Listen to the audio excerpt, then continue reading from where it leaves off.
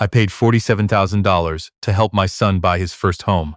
And the night they moved in, my daughter-in-law looked me in the eye and said, "We really need our space, Stuart. You should call before you come over." I smiled. I said, "Of course." And I drove home alone. That was 18 months ago. Last week, she called, asking if I could co-sign a line of credit for a renovation. I picked up on the second ring. I listened to the whole pitch. And then I said, very calmly, "I thought you needed your space, Paige." She hung up. "I'm going to tell you how we got there. Because it didn't start with the house. It started long before that, with a dinner, a comment about my truck, and a feeling I kept pushing down because I wanted so badly to believe I was wrong. My name is Stuart. I'm 61 years old, retired early from 28 years with a utility company in Hamilton, Ontario. My wife, Diane, passed from ovarian cancer 9 years ago. It was the kind of loss that hollows you out and then slowly, over years, you fill back up. Not with the same things, but with whatever survives. For me, it was my son, my work, and eventually, my woodworking shop in the garage. That shop kept me sane in ways I still can't fully explain. My son, Ryan, is 33 now. He's a good man. He always was a gentle kid, the kind who'd apologize to you if you bumped into him. After Diane died, it was just the two of us for a long time. We figured things out together. We burned a lot of dinners. We got better at talking. When he was in his mid-20s and started dating seriously, I was happy for him. I wanted him to have what I'd had with his mother. He met Paige when they were both working at the same firm in Mississauga.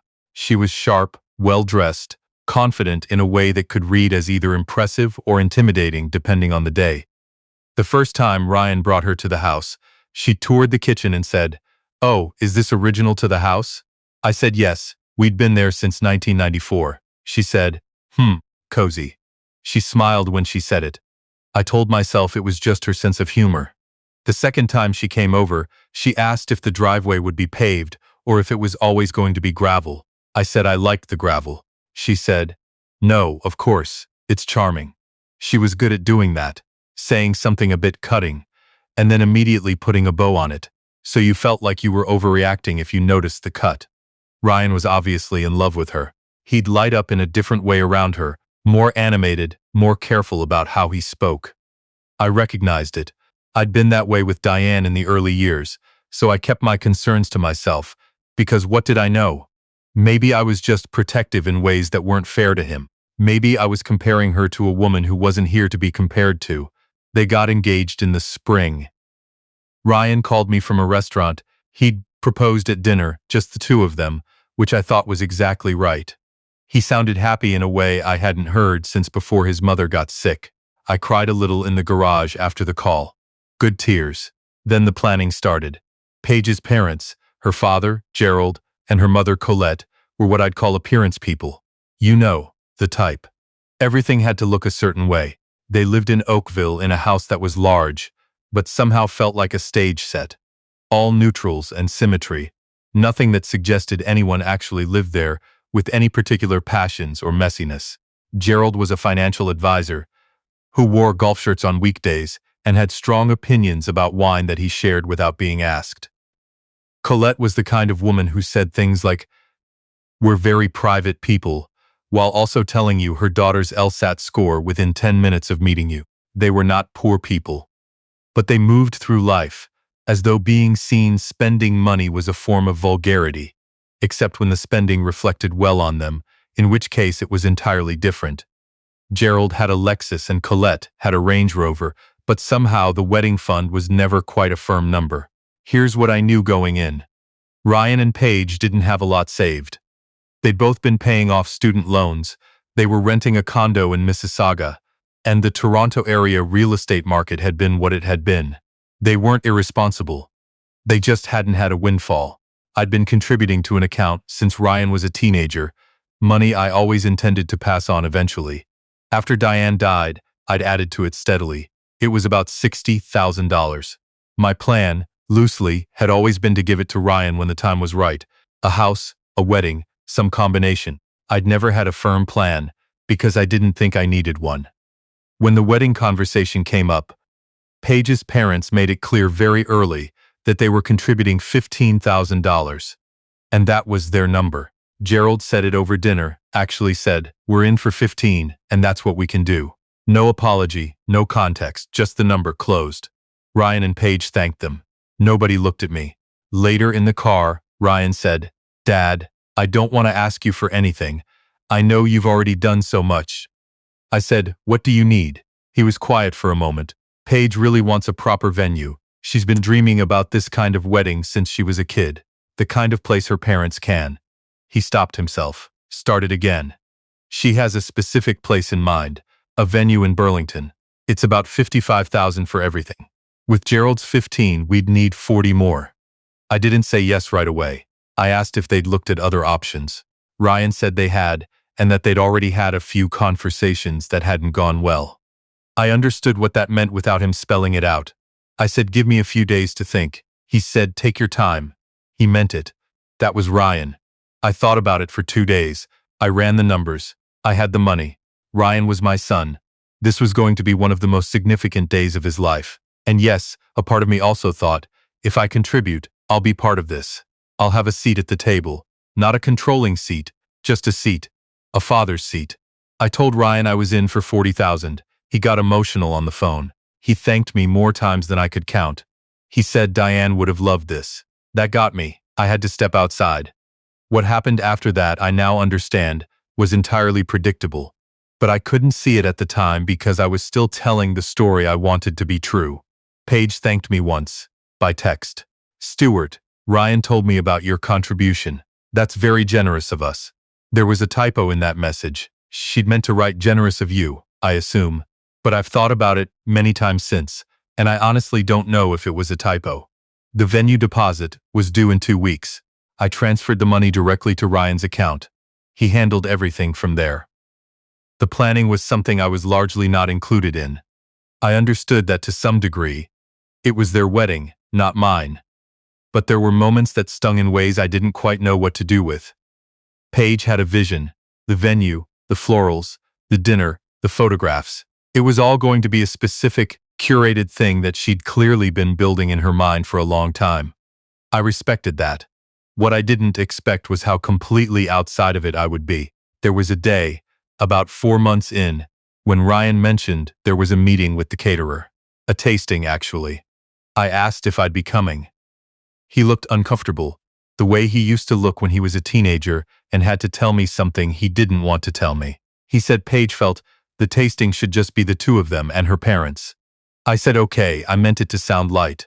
I'm not sure it did. Gerald was at every meeting. I know because Ryan mentioned it in passing, not understanding, I think, how that landed. Gerald, who had put in 15,000 to my 40, who lived 40 minutes away in Oakville and drove over in his Lexus to weigh in on centerpieces. Meanwhile, I'd been asked, gently but clearly, to stay in my lane. I told myself it was fine. I kept telling myself that up until about 6 weeks before the wedding, when Paige sent Ryan a seating chart, and Ryan called me, sounding uncomfortable again, to tell me that I'd been seated at table 11. "What's table 11?" I asked. It's He cleared his throat. "It's in the second room. The overflow room. The overflow room." It's a nice room, Dad. They use it for." "Ryan, yeah, I'm in the overflow room." He didn't say anything for a moment. Then, he said, "I'll talk to her." I don't know what that conversation looked like. Whatever it was, a week later Ryan called back and said the seating had been adjusted. He told me I was now at table 4. I said thank you. I looked it up after. Table 4 was in the main room, but it was at the far edge, near the service doors. I was seated with 2 of Paige's cousins from Calgary, a co-worker of Paige's whom I'd never met, and an older couple who turned out to be Gerald's clients. Gerald's clients. At my son's wedding, the night before the wedding, I sat in the garage with a glass of scotch, and I had a very clear, very quiet thought. I've made a mistake. Not in loving my son, never that. But in believing that money given freely would be received with grace. I should have known better.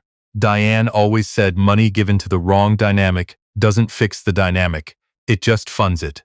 The wedding itself was beautiful. I'll give it that. The venue was everything Paige had wanted. The lights were perfect, the food was excellent, the photographs were going to be stunning.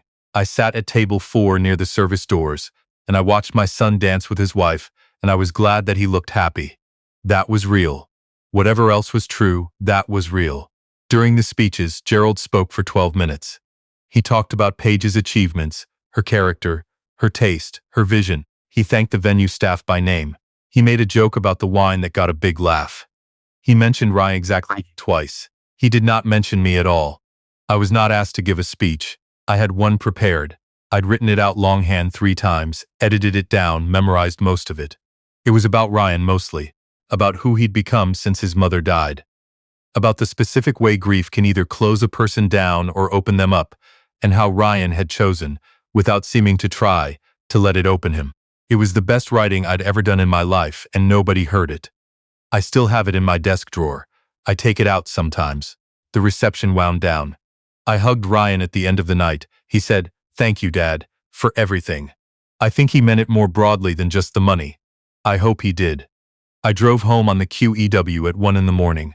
The highway was quiet. I kept the radio off. The weeks after the wedding were quiet. Ryan and Paige took a week-long trip to Prince Edward Island for their honeymoon. They'd booked it themselves, which I appreciated. They came back tanned and tired and seemed settled into their new life in a way that looked genuinely good.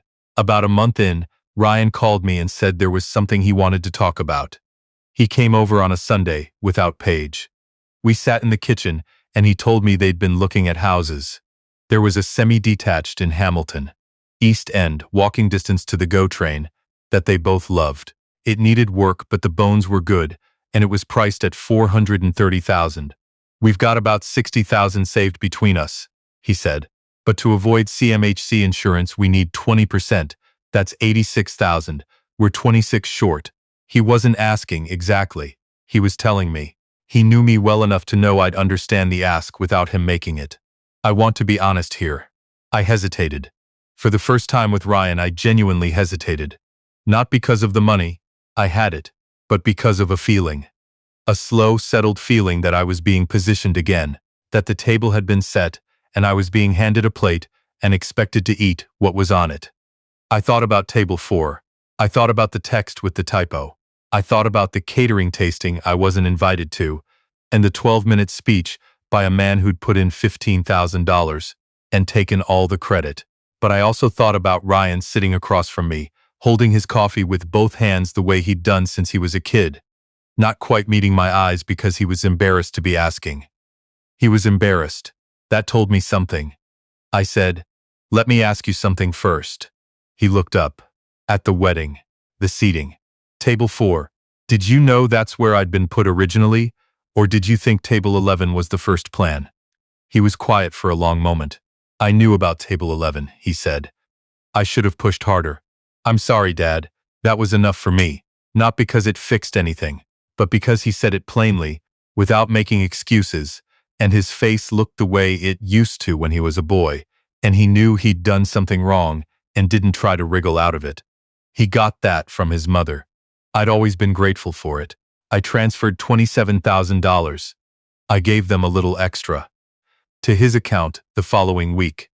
The condition, which I stated clearly and Ryan agreed to, was that it was a loan, not a gift, and that we'd set up a repayment schedule once they were settled in. Not because I needed the money back, but because I needed it to be that kind of transaction. I needed there to be a structure that named what it was. They moved in on a Friday in October. I helped with the truck, rented a U-Haul from the place on Barton Street. Ryan and his friend Theo did most of the heavy lifting, while I handled boxes and tried not to wrench my back. Paige directed traffic from inside the house. She was efficient about it. She had a system for which room things went to, and she stuck to it. There was a version of that I could respect. That evening, after the truck was returned, and the pizza had been eaten, and Theo had gone home, the 3 of us stood in the living room surrounded by boxes, and Paige looked at me and said, "It was so nice of you to help today, Stuart. I think we're going to need a few weeks to get settled, so." She paused. "We really need our space to start out right, you know? Just the 2 of us. Make it our own.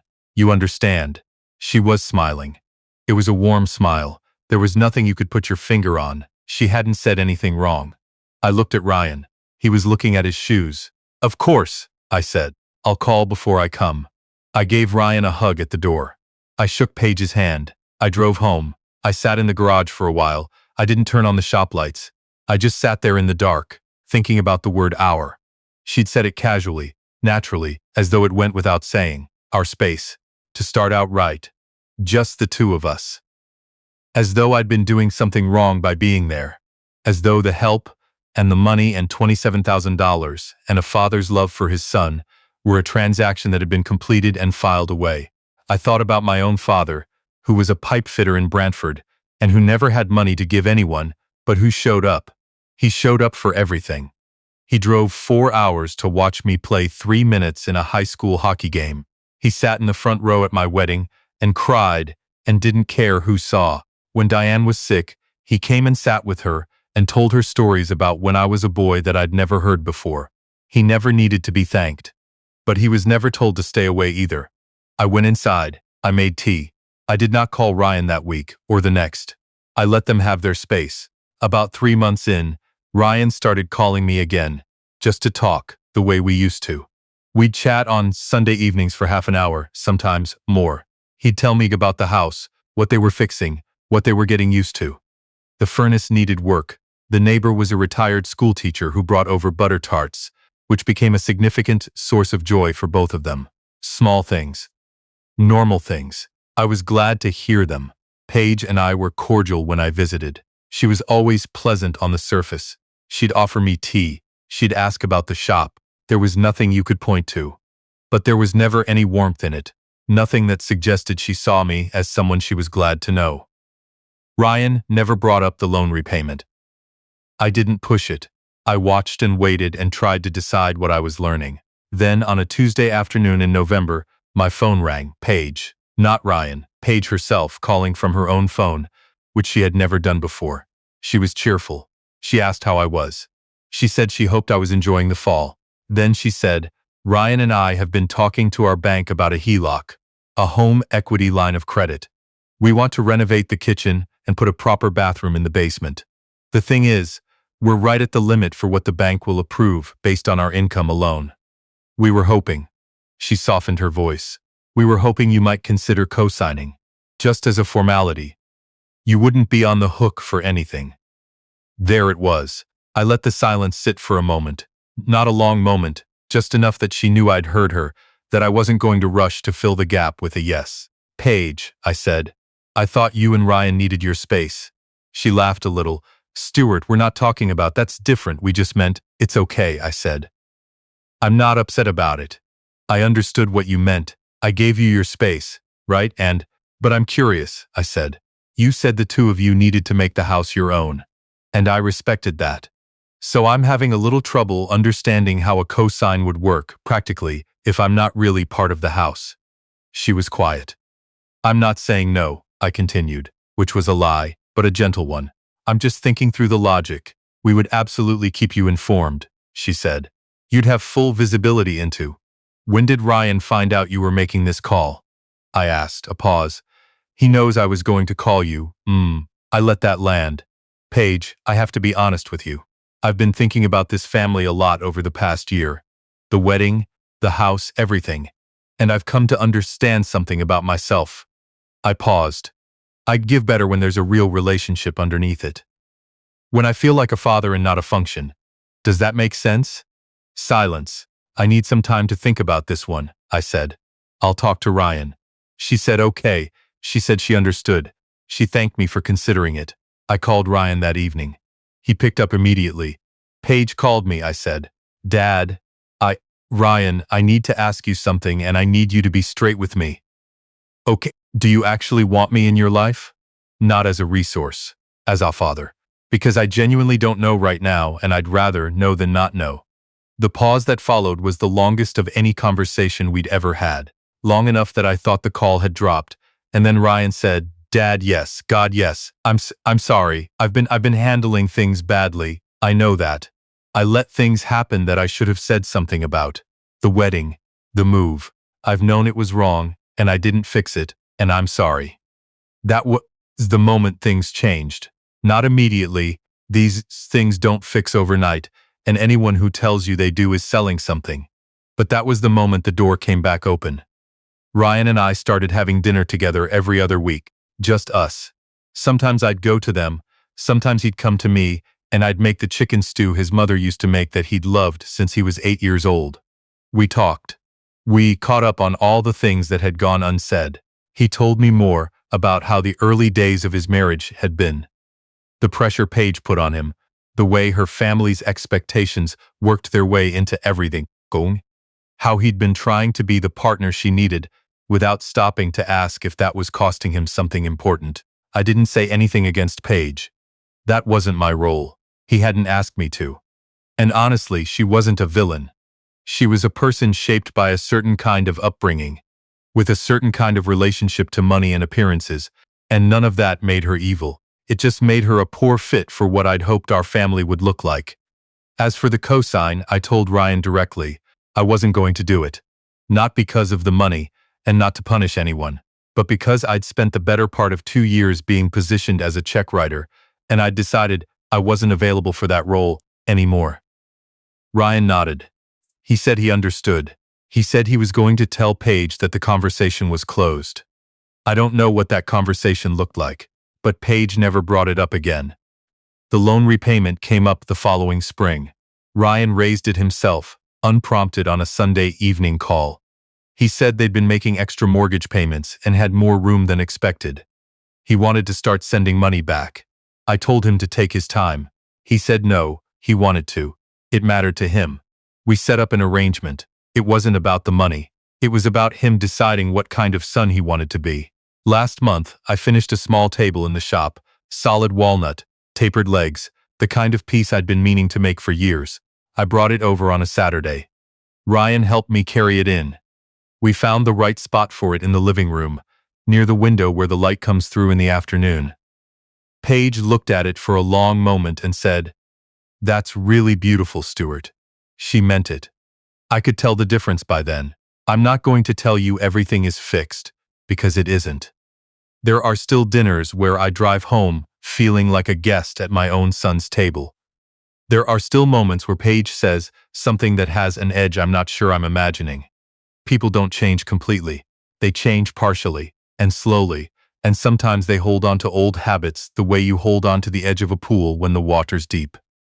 But Ryan has changed. That's real. He calls more than he used to.